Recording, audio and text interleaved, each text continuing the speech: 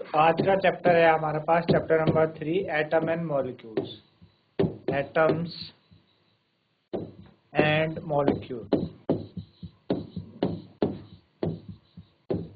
Atoms and molecule. ठीक है, ये चैप्टर है। ठीक, सबसे पहला क्वेश्चन है, विच postulate of Dalton atomic theory, which postulate of Dalton atomic theory, which postulate of Dalton's atomic theory, which postulates of Dalton atomic theory is a result of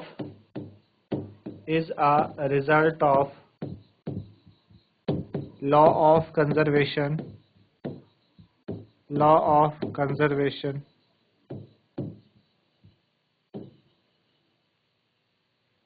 law of conservation of mass।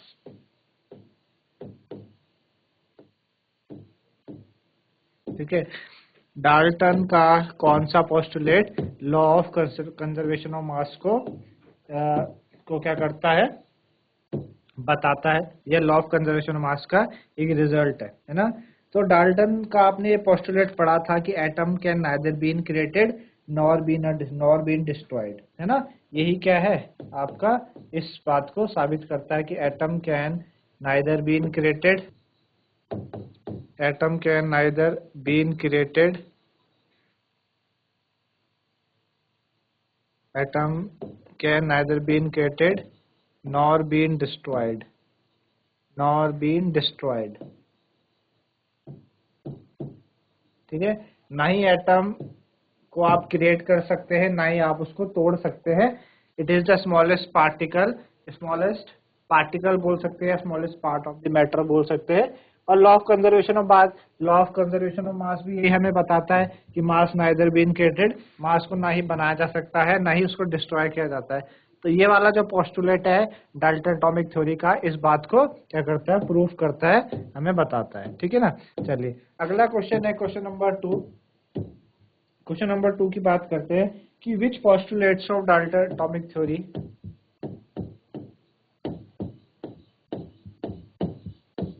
which postulate of Dalton atomic theory, Dalton's atomic theory, which postulates of Dalton atomic theory can explain the law of definite proportion, can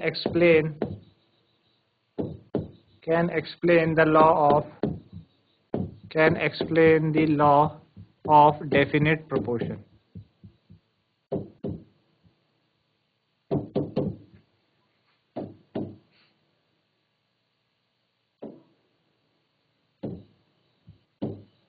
definite proportion है ना। Dalton का कौन सा postulate law of definite proportion को का ही result है, ये हमें बताना है। ठीक है, तो कौन सा है, डाल्टन ने कौन सा पोस्टुलेट दिया था इसमें। तो डाल्टन ने हमको एक बताया था कि भाई एटम जो होते हैं वो क्या करते हैं, फिक्स रेशियो में कंबाइन करके कंपाउंड बनाते हैं, है ना। Atom combine in fix ratio two form compound, ये एक्सप्लेन करता है लॉ ऑफ डेफिनेट प्रोपोर्शन को, है ना। क्या कहा था कि atoms combine in a fixed ratio, atom combine in a fixed ratio to form compound, है ना। एटम फिक्स रेशियो में मिलके कंपाउंड बनाते हैं, यही आपका लॉ ऑफ डेफिनेट प्रोपोर्शन को बताता है। ठीक है, चलिए अगला क्वेश्चन देखते हैं, नेक्स्ट क्या है हमारे पास। Question number 3। ठीक है, क्वेश्चन 3 है, how many atoms are present, how many atoms are present, how many atoms are present in पहला है H2S मॉलिक्यूल, H2S मॉलिक्यूल में, और दूसरा है PO4, PO4 3 नेगेटिव आयन में, PO4 3 नेगेटिव आयन। तो एक H2S में और एक PO4 3 नेगेटिव आयन में बताने कितने एटम्स आपके प्रेजेंट है ना, कितने एटम्स आपके प्रेजेंट है। तो H2S में आप देखेंगे कितने एटम्स प्रेजेंट है। H2S में हमारे पास दो एटम्स, आपके पास दो एटम्स तो हाइड्रोजन के हो गए, एक एटम सल्फर का। तो H2S में आप टोटल 3 एटम हो गए, है ना, 3 एटम है ना H2S में। दो तो किसके हो गए, आपके पास हाइड्रोजन के एटम हो गए, हमें एटम बताने कितने एटम है, और एक आपके पास सल्फर का एटम हो गया। यही हमें बताना था कितने एटम्स है ना। इसी तरीके से PO4 में आप देखो, PO4 में टोटल कितने एटम्स है आपके पास 5 एटम है टोटल, 5 एटम्स है आपके पास। एक फोस्फोरस का हो गया, एक एटम फोस्फोरस का है,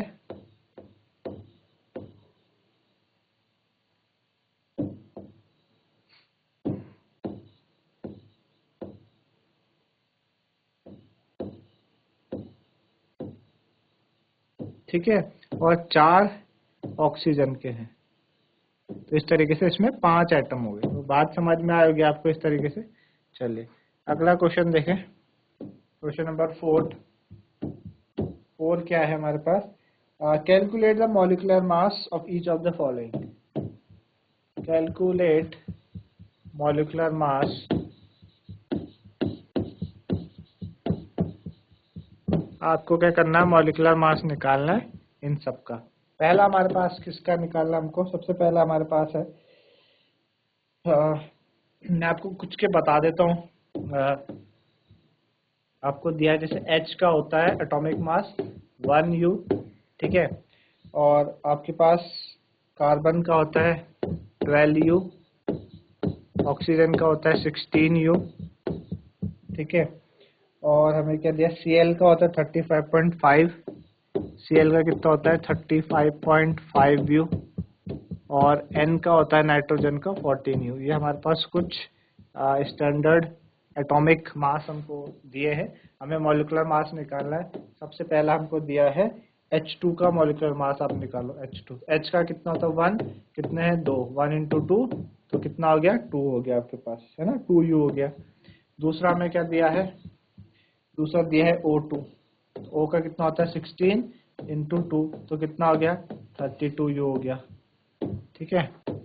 थर्ड देखिए, थर्ड हमारे पास क्या है, थर्ड है आपके पास Cl2, Cl का कितना होता है 35.5 इंटू 2, है ना, कितना हो जाएगा 71U हो जाएगा, है ना। फोर्थ हमारे पास क्या है, फोर्थ है CO2 है, C का कितना होता है 12 प्लस ऑक्सीजन का 16 इंटू 2, है ना, तो कितना हो जाएगा 12 प्लस 32, कितना हो गया 44 हो गया। अगला देखिए फिफ्थ हमारे पास दिया है CH4 का, C का कितना होता है 12 प्लस हाइड्रोजन का 1 इंटू 4, 12 प्लस 4 कितना हो जाएगा 16 हो जाएगा। अगला देखिए सिक्स्थ, C2H6, C2H6 कार्बन का कितना 12 इंटू 2 प्लस हाइड्रोजन का 1 इंटू 6, 12 दूनी 24 और 1 6 6, कितना हो गया 30, है ना। चलिए अगला देखिए seventh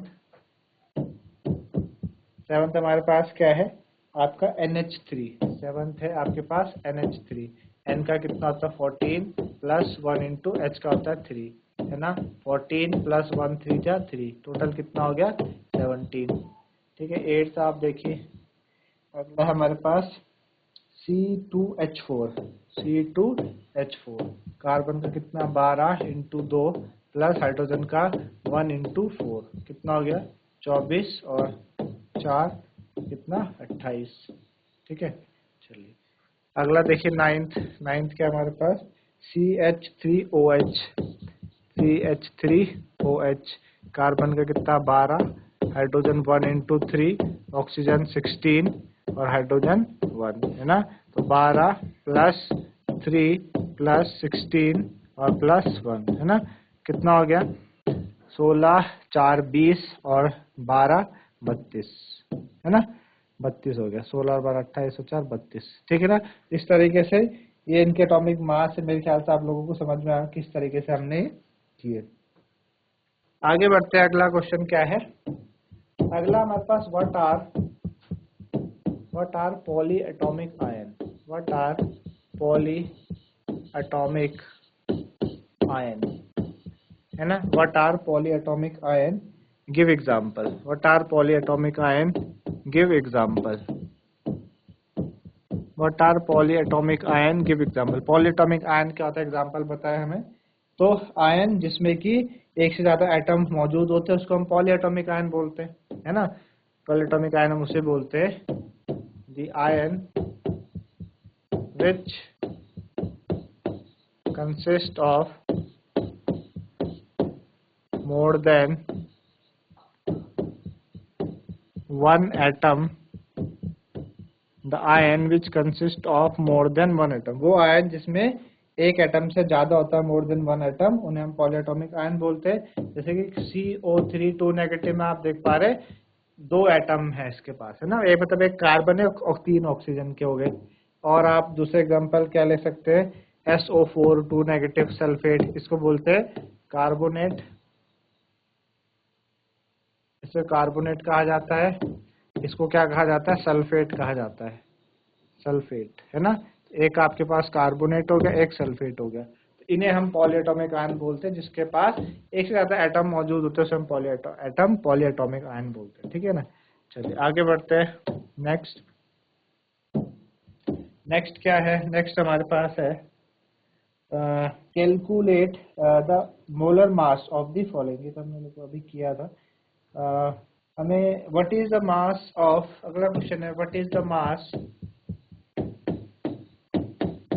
what is the mass of,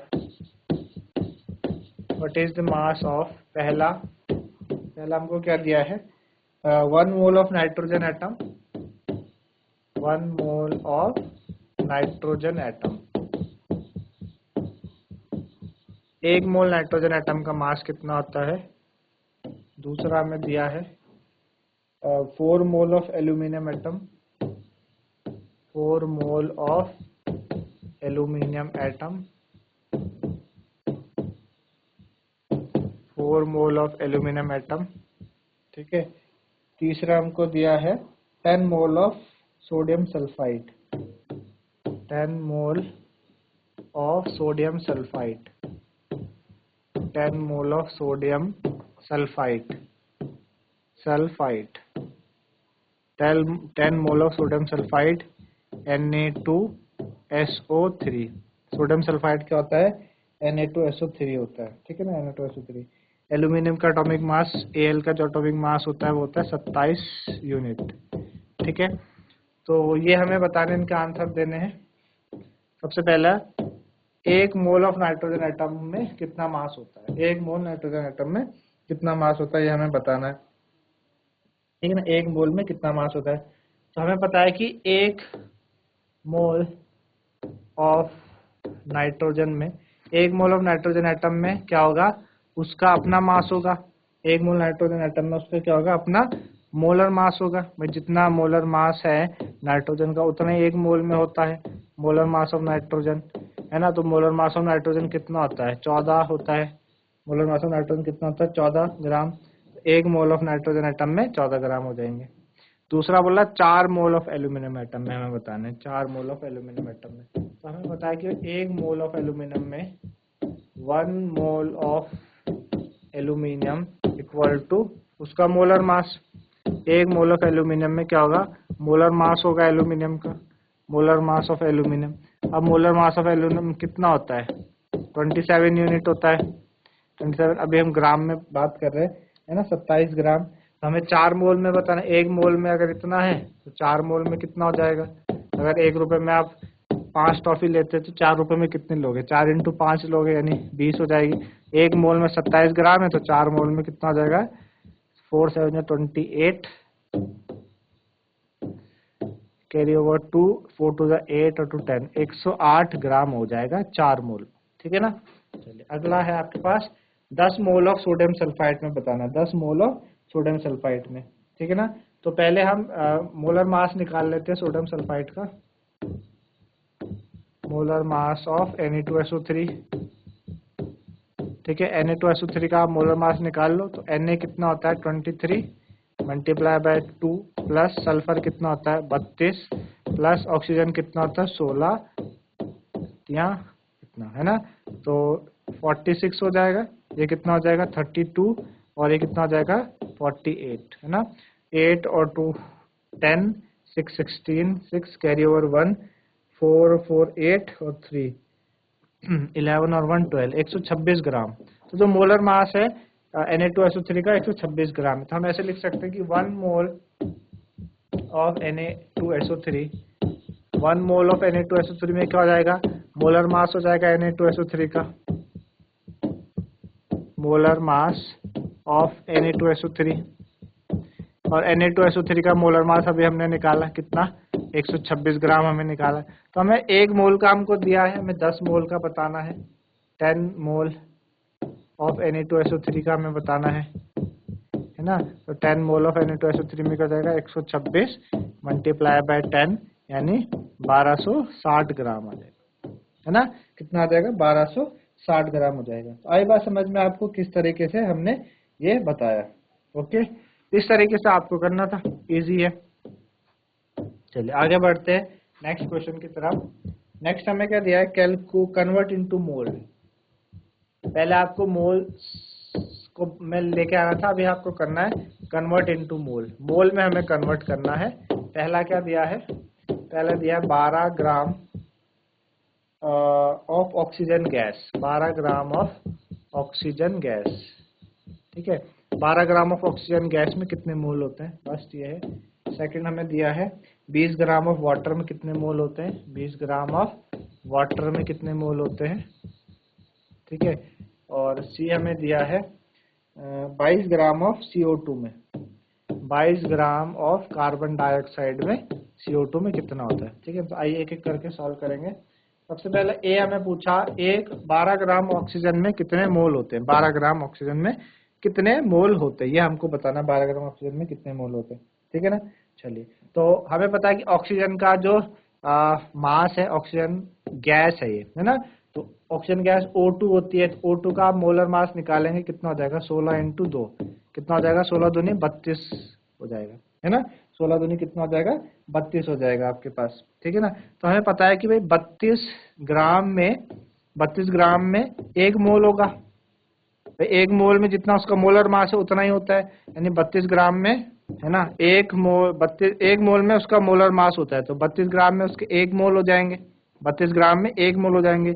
1 ग्राम में कितने मोल हो जाएंगे उसके, 1/32 मोल, है ना। हमें बताना है कितना, 12 ग्राम का बताना है। तो 1 ग्राम में अगर इतना है तो 12 ग्राम में कितना हो जाएगा 1/32 × 12। सिंपल सा है। यूनिटरी मेथड जो आप 7th 8th क्लास में करते हुए, यूनिटरी मेथड, अगर 5 रुपए की 20 टॉफी है तो 10 रुपए की कितनी टॉफी होगी, वही चीजें आपको यहाँ पे करनी है। 32 ग्राम में अगर 1 मोल है तो 1 ग्राम में आप निकाल लीजिए, तो 12 ग्राम से उसे मल्टीप्लाई कर देंगे, है ना। तो कितना हो जाएगा, ये जाएगा 4 8 जा 32, 4 3 जा 12, आ जाएगा आपके पास 3/8, है ना। इसको आप डिवाइड करेंगे तो पॉइंट लगेगा 0.8, 8 3 जा 24, है ना, 8 3 जा 24 हो जाएगा। बचा कितना आपके पास, 6 बचेगा 60, 8 7 जा 56 और 8 5 जा 40, तो 0.375, है ना, 0.375 आपके इतने मोल आ जाएंगे, कितने 0.375 आपके पास मोल आ जाएंगे, इतने मोल हो जाएंगे। 12 ग्राम ऑक्सीजन में इतने मोल हो जाएंगे, ठीक है ना।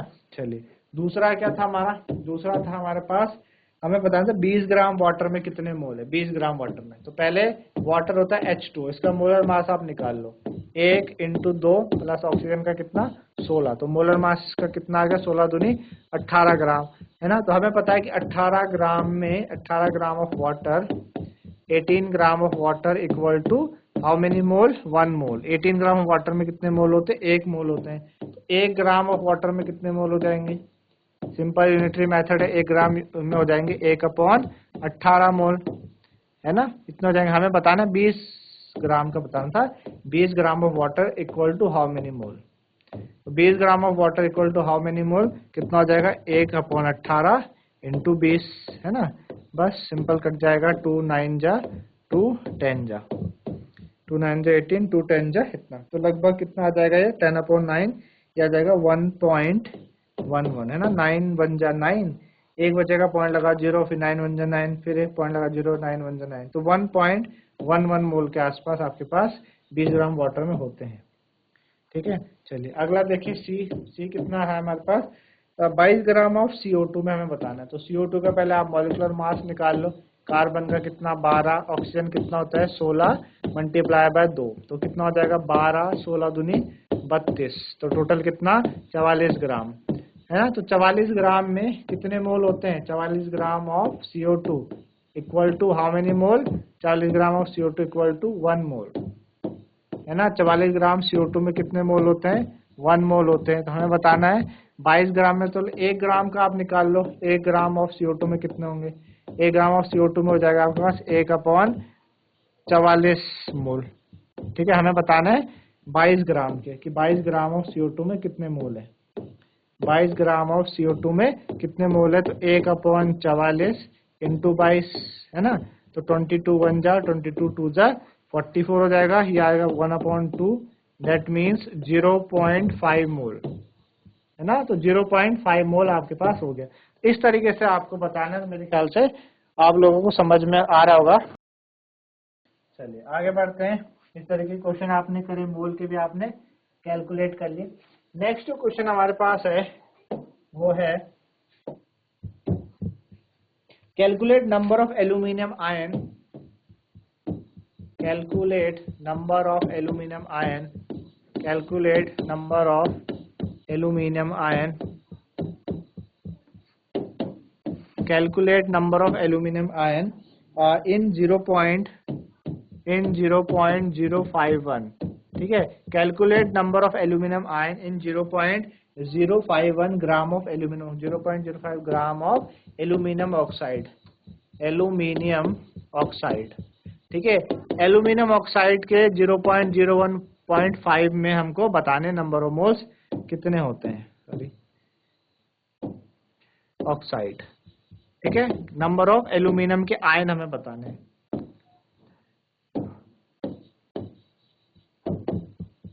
ठीक है, चलिए तो कैसे कैलकुलेट करेंगे इसको, कि इतने ग्राम में कितने एल्यूमिनियम के आपके आयन्स होते हैं। ठीक है ना, चलिए तो पहले मॉलिक्यूलर वेट निकाल लो of aluminium oxide. Aluminium oxide को लिखते हैं कैसे, Al2O3 लिखते हैं। इसका आप मॉलिक्यूलर वेट निकाल लो, 27 आपको बताया था पीछे, 27 इंटू 2, ऑक्सीजन का कितना 16 इंटू 3, तो 27 दूनी कितना हो गया 54, और 16 3 जा 48 है ना। तो 8 4 12 2 कैरी ओवर 1 5 4 9 नंबर 10, 102 ग्राम हो गया। कितना मॉलिक्यूलर वेट हो रहा है, 102 ग्राम हो रहा। तो 102 ग्राम ऑफ एल्यूमिनियम में पहले हम देख लेंगे कितने आयन्स होते हैं एल्यूमिनियम के, है ना, कितने आयन होते हैं 102 ग्राम में, कितने आयन्स होते हैं ये हम चेक कर लेंगे, है ना। और हमें एक्चुअली में बताना क्या है, हमें बताना है एल्यूमिनियम आयन्स इन 0.015 ग्राम में हमें बताना है कितने होते हैं। ठीक है ना, तो हम बोलेंगे कि भाई 102 ग्राम में, क्योंकि 102 उसका क्या है, 102 उसका मोलर मास है, तो 102 ग्राम ऑफ Al2O3 है ना। 102 ग्राम ऑफ Al2O3 में कितने एल्यूमिनियम के आयन है, आप देख पा रहे हैं कितने एल्यूमिनियम के आयन्स होते हैं, या कितने आयन्स होते हैं उसमें, है ना। एक, क्योंकि यहाँ पे कितने 2 है ना, Al2 है, 2 इंटू 1 में कितना होता है 6.022 इंटू 10 की पावर 23 Al+3। भाई एल्यूमिनियम का आयन क्या Al+3 है ना, एल्यूमिनियम का आयन क्या है Al+3 आयन है, क्या है Al+3, और उसका जितना मोलर मास होता है उसमें किसी के मोलर मास में कितने आयन्स होते हैं, कितने एटम्स होते हैं, कितना पार्टिकल्स होते हैं, 6.022 इंटू 10 की पावर 23 होता है।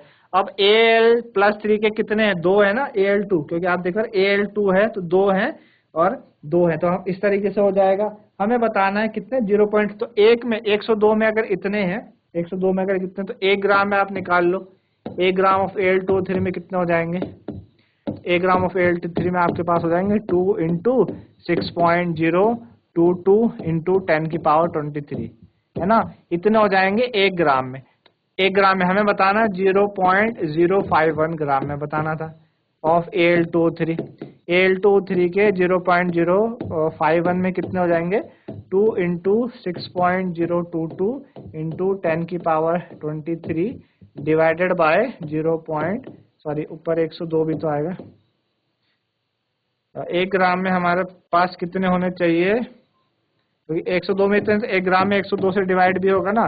अब हमें बताना है 0.051 में बताना है 0.051 gram of Al23 2 into 6.022 into 10⁻23 whole upon 102 और मल्टीप्लाई करेंगे हम 0.051 से, है ना। यहाँ से आप हटाओ, नीचे 10⁻3 लग जाएगा।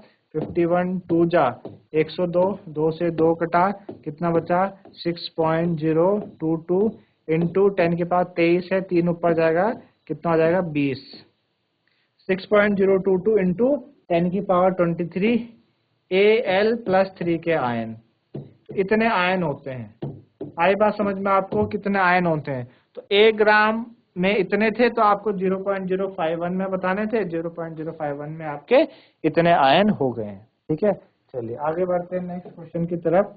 नेक्स्ट क्वेश्चन क्या हमारे पास, सबसे पहले हमारे पास है अगला, डिफाइन एटॉमिसिटी। डिफाइन एटॉमिसिटी, ठीक है, आपको एटॉमिसिटी के बारे में बताना है कि एटॉमिसिटी होती क्या है। डिफाइन एटॉमिसिटी, ठीक है ना।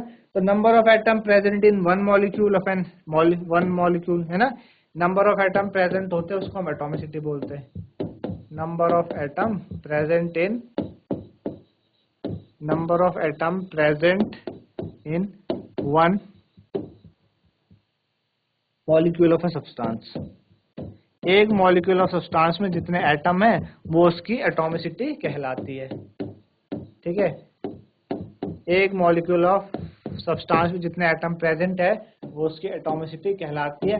चलिए बात करते हैं एटॉमिसिटी से। जैसे कि सबसे पहले हमारे पास क्या है, आपको बताना है, आपको एक सल्फर का बताना है, एटॉमिसिटी ऑफ सल्फर मॉलिक्यूल। जैसे बोला सल्फर मॉलिक्यूल की एटॉमिसिटी बताओ, है ना। तो सल्फर मॉलिक्यूल हमें पता है क्या होता है S8, इसकी एटॉमिसिटी कितनी हो गई 8 हो गई। 8 है ना, इसमें 8 एटम है तो इसकी एटॉमिसिटी क्या हो गई 8 हो गई। इसी तरीके से अगर हमें पूछा जाए फोस्फोरस की बताओ,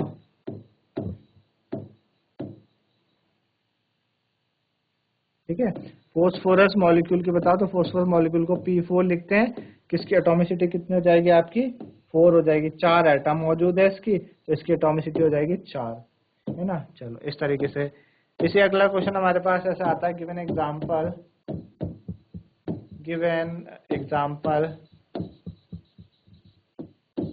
ठीक है, of a try atomic molecule, of a try, जिसकी एटॉमिसिटी क्या हो 3 हो। तो आपको ट्राई एटॉमिक मॉलिक्यूल का एक एग्जांपल आप बता दीजिए कि जिसकी एटॉमिसिटी 3 हो। तो हमें पता है क्या होता है, ओजोन होता है। ओजोन को कैसे लिखा जाता है, ओजोन होता है O3, है ना। तो 3 एटम ऑक्सीजन के मौजूद है, तो एटॉमिसिटी इसकी कितनी हो गई 3 हो गई। तो मेरे ख्याल से यह समझ में आ होगा आपको। चलिए अब एक क्वेश्चन आपके पास है, give one word,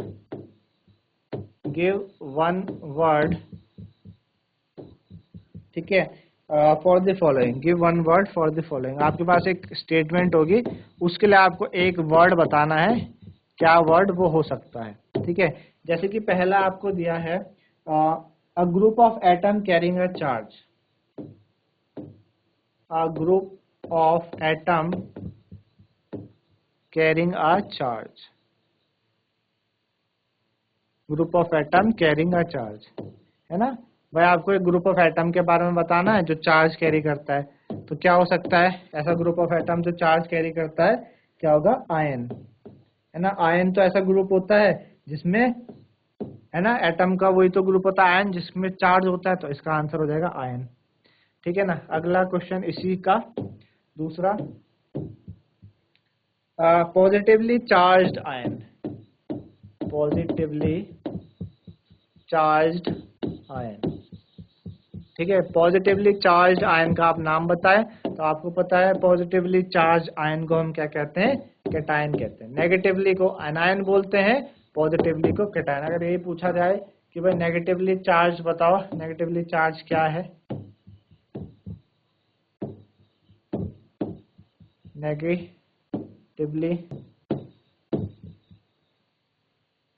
negatively charge ion क्या होता है, तो वो क्या होता है, नेगेटिवली चार्ज आयन होता है आपके पास एनायन होता है।